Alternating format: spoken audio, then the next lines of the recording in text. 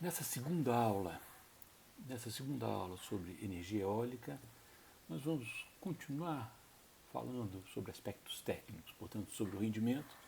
Vamos falar sobre expansão da energia eólica no mundo e sobre os custos. A gente terminou a aula passada falando do rendimento de uma turbina, né, com uma pá de 40 metros. A gente fez as contas dizendo, olha, a quantidade de energia, a potência que bate na turbina é alguma coisa perto de 10 megawatts, levando em consideração as diversas perdas, em particular o coeficiente de potência, que é o mais importante, a gente chega a uma potência de saída do gerador da ordem de 2 megawatts e mostramos uma usina, né, com essa cara.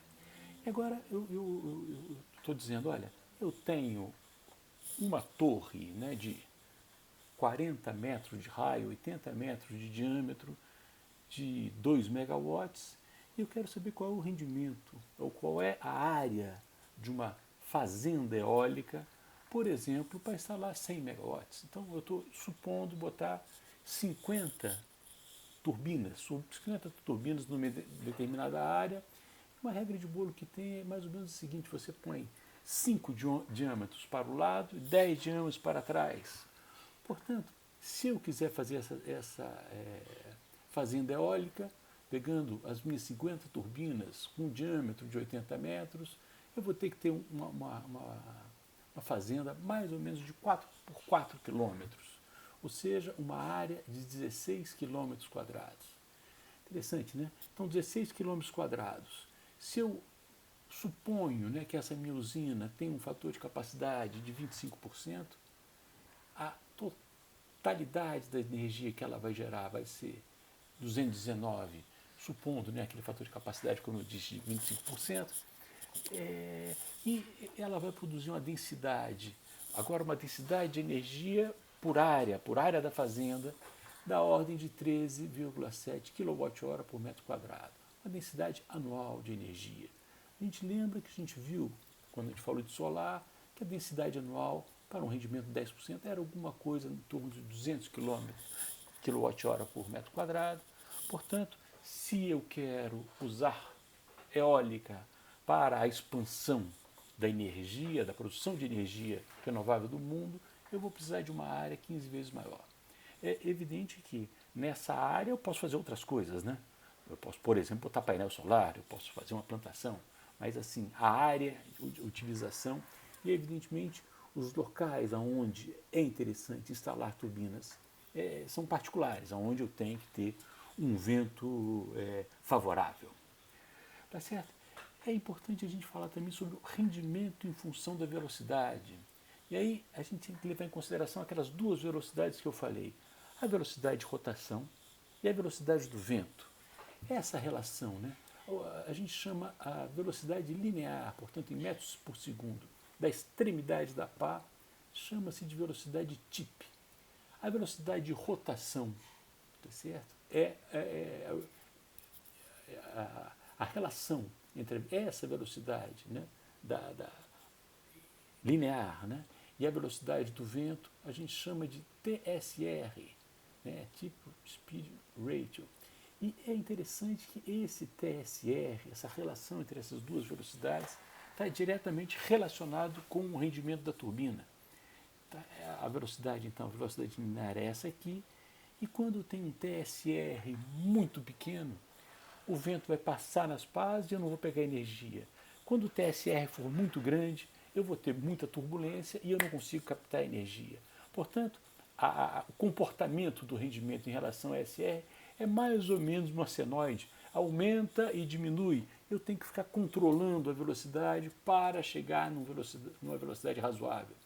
Vale a pena a gente fazer um exemplo? Né? Por exemplo, né, uma rotação de 13 para uma velocidade de 15, uma rotação de 16,7 rotações por minuto, uma velocidade do vento de 15 metros, a gente consegue, transformando aquela rotação em metros por segundo, faz a relação e eu consigo fazer uma relação entre o coeficiente de potência e o TSR. Observe que naquele nosso exemplo, o nosso coeficiente de potência é mais ou menos da ordem de 3,7. portanto, bem abaixo daquele limite de BETS de 6. Esse é o fator mais importante da redução do rendimento das eólicas, como vimos nos slides anteriores. Vou falar um pouquinho agora sobre expansão, também bem rapidamente. E é tão chocante quanto a expansão da solar. Né? Em 2001 não havia praticamente instalação de eólicas no mundo. Hoje nós estamos com alguma coisa próxima de 600 gigawatts de potência instalada. Outro dado interessante, né? Eu poderia mostrar também o dado da energia gerada, mas mais importante é saber qual é o fator de capacidade. E, ao contrário da solar, o fator de capacidade, ou seja, a quantidade de energia que eu consigo tirar de uma mesma capacidade instalada, tem aumentado. A gente pode dizer que está por volta de 25%, né? Um pouquinho maior do que 25%. Então, a qualidade das nossas turbinas, a tecnologia das nossas turbinas está propiciando um melhor aproveitamento energético das instalações que temos. Isso é muito importante. Vale a pena a gente também falar sobre o fator de capacidade por país. E aí, da mesma forma que na solar, a gente vê a enorme vantagem proporcional do Brasil. Né?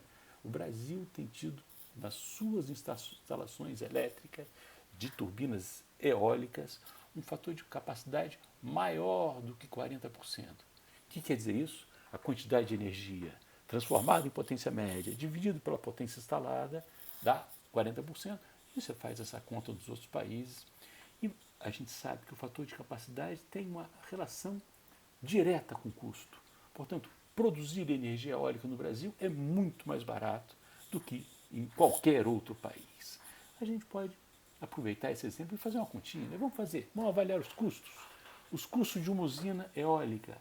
E isso é uma tarefa dificílima.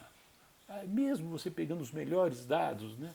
Por exemplo, eu peguei do IEA de 2019, que fala o custo do investimento, fala a vida útil, a taxa de juros, quem vai avaliar, evidentemente, é o investidor. Então, cada um vai ter a sua, não é? Então, bom, mas estamos na academia, a gente pode fazer essa suposição. Se eu suponho, então, que eu conheço o investimento, a vida útil e a taxa de juros, eu preciso do fator de capacidade. Eu pego o fator de capacidade do slide anterior, exatamente para comparar qual seria o LCOE, né, o custo médio da energia produzida nos países que a gente vem analisando. E aí salta aos olhos, né?